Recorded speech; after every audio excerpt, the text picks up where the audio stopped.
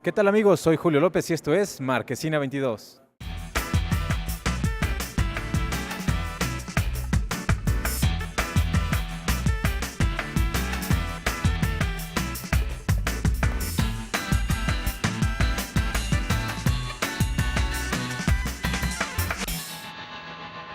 Pues así es, amigos, estoy una vez más con mis queridos compañeros. Jesús Chavarría, ¿cómo estás? Bien, la verdad es que estamos muy sorprendidos por la variedad de la oferta de este fin de semana, en donde en el sentido más estricto no hay precisamente superproducciones, ¿no? Sí hay una que podría tener eso, pero en realidad comparada con las superproducciones a las que ya nos han acostumbrado en estos días, es una película un tanto medianona, ¿no? Así es, mi querido Gerardo Gil, ¿cómo estás? Muy contento, como cada semana, de estar aquí en la Marquesina. Y sí, la verdad es que no hay una superproducción, pero sí hay un blockbuster.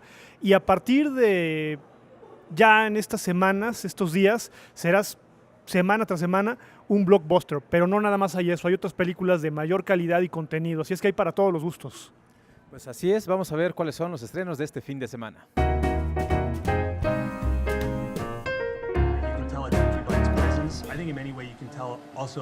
En El hombre que vio demasiado, Tricia Schiff arma y desarma la personalidad y el trabajo del objeto de su estudio, el fotógrafo de nota roja Enrique Metínides. Es la radiografía de un outsider que se desnuda ante la cámara para contar las historias avatares de su actividad profesional.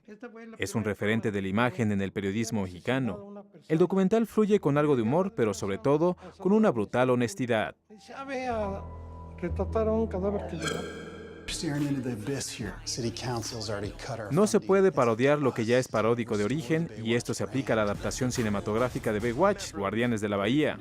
En esta ocasión, el mítico Mitch Buchanan es interpretado por Dwayne Johnson y debe desenmarañar una trama de narcotráfico en la playa mientras entrena a los miembros de su equipo, entre los que destaca el galán playero Matt Brody, interpretado por Zac Efron. Con un ritmo en la edición cercano a la TV, este remake tiene gags predecibles y forzados. Ya amenazan con una secuela. Probably zero. We got a dead body on our beach. That's not our job. My gut says there's some bad shit going on. I got really melodramatic, didn't I? Told me that you weren't really on a vacation. Si alguien es un experto en hacer que funcionen los conceptos más insólitos, además de meterse en predicamentos narrativos y salir bien librado, ese es Nacho Vigalondo. Ya instalado dentro de la industria hollywoodense, el director español aquí desarrolla la historia de una chica con problemas de alcohol que por alguna razón está conectada con un monstruo gigante que aterroriza la ciudad de Seúl. Una comedia-drama que, pese a que varias veces estira demasiado las convenciones, sorprende por la consistencia en los momentos claves, resultando en una inusual reflexión sobre el peso de las responsabilidades y el quererse a uno mismo. Absurda, descarada y divertida. It's this nervous tick I have. I get this itch. Oh my God. Thing appeared. Same place, exact same time.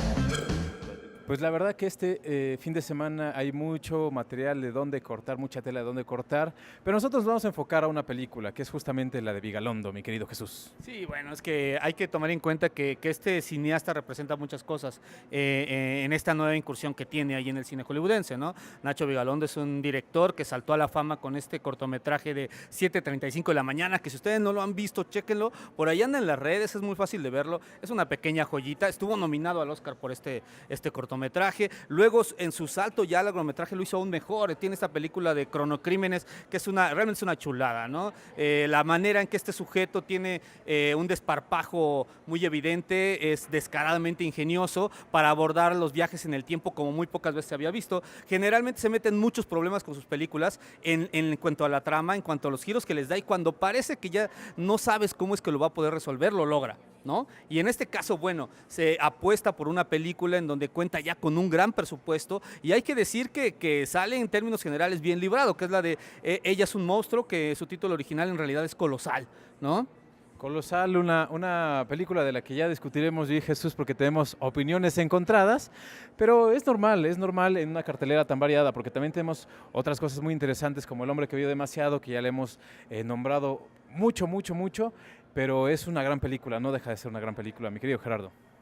Totalmente de acuerdo. Pues fíjate que creo que el tema del programa de la Marquesina es el del análisis, de algún modo, desde mi punto de vista, la monstruosidad, ¿no? Es decir, ¿qué es la monstruosidad como naturaleza, como esencia? Un poco esto tiene que ver con El hombre que vio demasiado, con el outsider, es decir, si no hay outsider no hay película, o sea, esa es la razón de ser de la película, y dentro de este contexto, pues citaría yo al clásico de clásicos King Kong, en el que hay un análisis de quién es verdaderamente el monstruo. La película es como uno de los banderazos de salida de lo que luego sería un cine de fantasía, de ciencia ficción, un poco un blockbuster, porque lo fue en su momento. Fue una película que significó un parteaguas en la manera de promocionar muchos de estos productos fílmicos. Se hicieron productos, libros. Es una de las primeras adaptaciones de películas a novela, fíjate, King Kong. Si usted llega a ver la novela, no es, digamos, como la original, sino está basada en el guión cinematográfico, y principalmente creo que está este análisis sobre la monstruosidad, la esencia verdaderamente del monstruo. Hay una reflexión sobre de qué carecemos los seres humanos en los términos de nuestra naturaleza. Y bueno, pues por supuesto está este enamoramiento que no es raro, se da en muchas ocasiones entre la bella y la bestia, que uno finalmente no sabe, y de hecho es un diálogo de la película, quién es realmente el monstruo. Vale la pena regresar a estos clásicos, y bueno, pues en el caso de La Marquesina es citar y recordarle al público que nos ve, que nos hace el favor de vernos, pues este gran clásico. Y ahora ya vienen películas que están como en otra universo de lo que es el clásico, o sea, están más enfocados a otro tipo de productos, no parten de otra situación, parten de otra circunstancia, y ahí vienen los crossovers de Godzilla, King Kong, etcétera, etcétera, etcétera, y que por supuesto jalan a una gran cantidad de público, pero están en otro universo, y tenemos de estas películas para rato. Ha resucitado King Kong, afortunadamente. Vamos a ver cómo lo van manejando.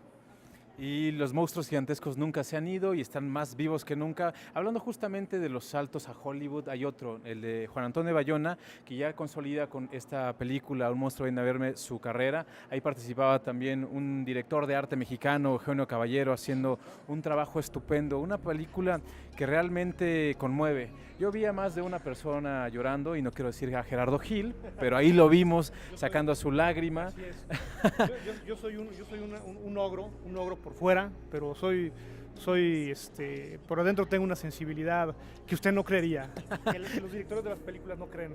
No, la verdad es que la película está muy bien hecha, muy bien lograda, y además ahorita está disponible en plataformas digitales, y justamente lo que me parecía que tiene esta película y la que no tiene la película de Vigalondo es entramado fino, donde la presencia de un monstruo de estas características es creíble. Me parece que Juan Antonio Bayona sí lo consigue a plenitud, y Vigalondo no lo hace. Digo, tú tendrás un poco más que decirnos al respecto.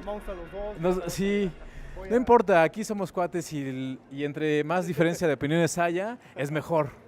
Sí, no, a mí me parece que en lo personal creo que lo que propone Vigalondo es más una proyección de los personajes, propone una especie de comedia trágica que tiene muy poco de romántico, y que se proyecta a través de estos monstruos, que según yo el tono estrafalario, extravagante que suele manejar es lo que permite que los monstruos sí sean congruentes con este universo. Yo creo que más bien el guión tiene en algunos momentos ciertos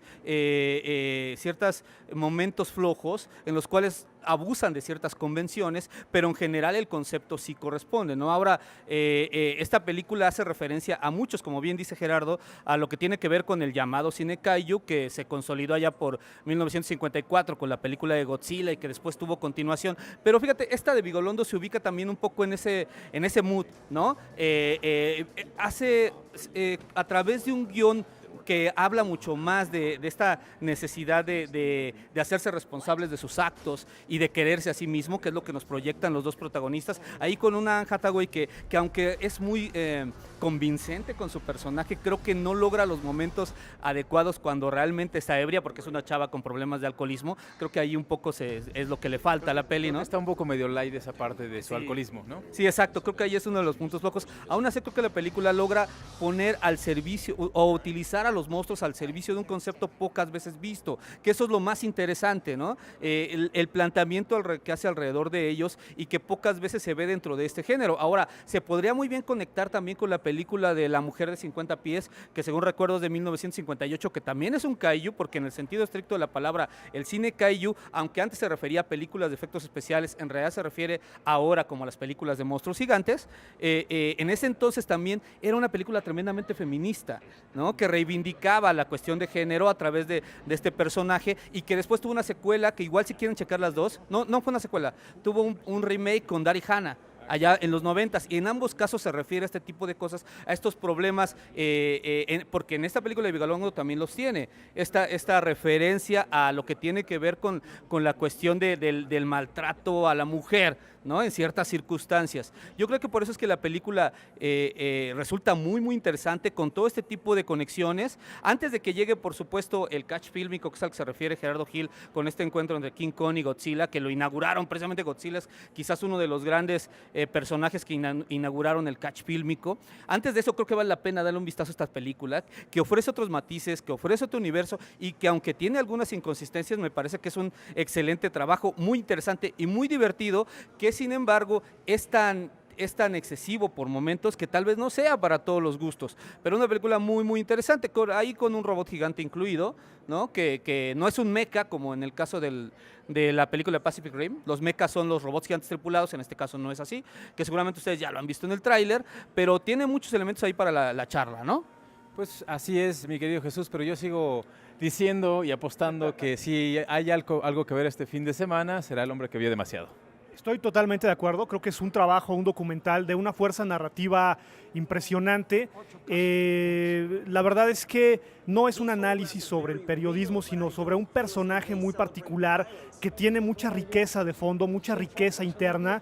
Es un outsider, y el documental, y no nada más el documental, sino el cine mexicano, le está apostando a la radiografía de estos personajes. Repito lo que dije hace un momento, si no hay outsider no hay película, y la película y el documental de Tricia Sift parte un poco de esto. Y ya nada más como remate, pues se estrena también Baywatch, una película de la que únicamente diría que difícilmente se puede parodiar lo que ya es paródico en sí mismo. Es decir, ¿de dónde pueden partir de una película que además no pertenece a la época de oro de la televisión, como ahora se está viviendo vía la televisión streaming sobre todo? Y entonces el asunto no se puede agarrar del humor porque ya está implícito en la idea original. Y bueno, nada más para terminar, me llama la atención cómo en una gran cantidad de casos, no en todos, pero en una gran cantidad, se están retomando series ochenteras, noventeras, pero desde la perspectiva de la parodia, para penetrar así en el público millennial. Pero son series que no vio el público millennial. Entonces, bueno, pues ahí está Baywatch. Aparece Belinda, si a usted le llama la atención este comentario. Y bueno, pues ahí está esta joya de la cinematografía playera. Pues ahí está, yo y Jesús éramos fans de Pamela Anderson. Sí, que fíjate que Guardianes de la Bahía, precisamente por lo que dice Gerardo, creo que es una película que se puede rescatar como puro y vil entretenimiento, precisamente porque se plantea como un episodio de la serie, no precisamente como una sátira de la serie. La serie de por sí misma era graciosa, pero era un humor involuntario, ¿no? En este caso apuestan por hacerlo muy similar. Realmente no parodian demasiado a la serie, sino apuestan por hacer un episodio como ese, pero ya en un tono de comedia, muy ligero. Pero yo mencionaría más cameos como el de David Hasselhoff, que es obvio, y el de Pamela Anderson, que es obvio. Creo que esos son los que, si a ustedes les interesan, si ustedes eran fan de la serie, tendrían que darle un vistazo. Yo les recomendaría que no en el cine, pero ya cada quien decidirá si quieren darle un vistazo a esta pequeña joya, como dice, entre comillas, joya, ¿no? Y no, definitivamente el documental del hombre que vive demasiado, nuevamente se apunta en esta línea de documentales mexicanos que rescatan pedazos de nuestra cultura del entretenimiento, en este caso también del periodismo, un pedazo de ahí es el que logran reflejar de manera muy acertada. Pues hay oferta para todo, ¿no? Ahí está también Cars, y que está también Cars, ¿no? Muchas gracias, Gerardo, muchas gracias, Jesús. Y si no conocen a Pamela Anderson, búsquenla ahí en internet porque tiene otras películas más interesantes, más interesantes. Nos vemos la próxima semana.